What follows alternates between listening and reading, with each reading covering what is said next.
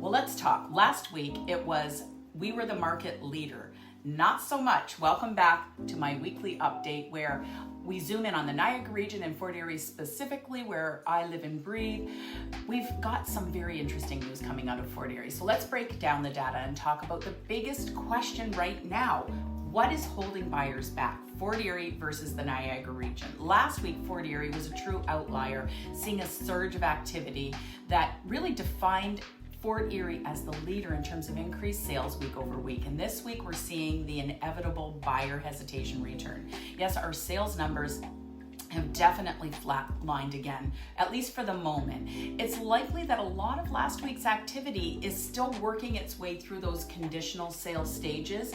We still have 14 conditional sales at the time of filming of this video here in Fort Erie, and I even saw 3 more sales hit the board just the day after I looked at the numbers. So based on firm numbers, the volume is clearly dipped. Meanwhile, other parts of the region picked up slack. Niagara Falls doubled their sales week over week. St. Catharines was also a strong performer.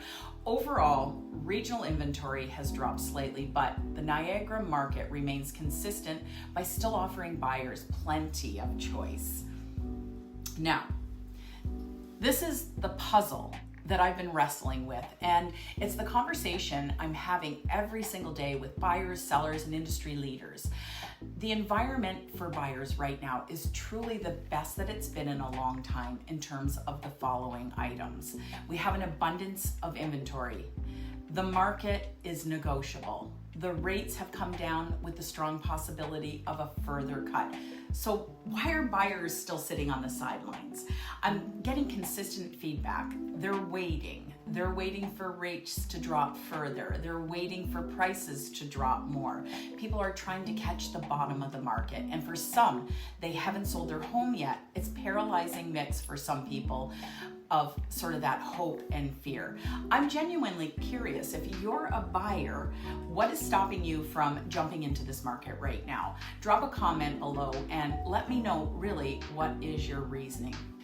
For my sellers, this flatlining week is a critical reminder of the importance of pricing. Pricing in this market is a moving target, and it is absolutely the number one factor in whether your home is going to sell quickly or whether it's going to sit.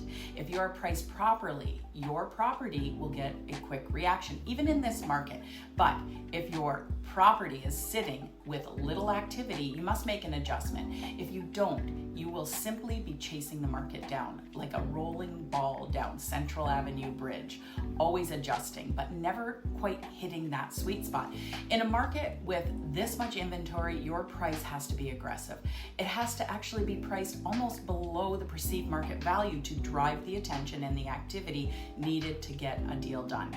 To my Fort Erie sellers, remember, we still have those 14 conditional sales pending. Let's wait to see how many of those firm up and what the market means for next week's numbers. Hey, this Saturday, I am going to be at 690 Bridge Street. It's a cozy little bungalow in a semi-rural location, just within town setting, affordable living, and it's very private, priced at $399.9. I'll be there on Saturday from 2 to 4, and on Sunday, I'm going to be at 544 Rose Hill. This is just a short walk to the lake. I brought the agents through this property yesterday, and everybody thought it was an extraordinary listing, so don't miss out on it. I'll be there on Sunday from 12 to 2.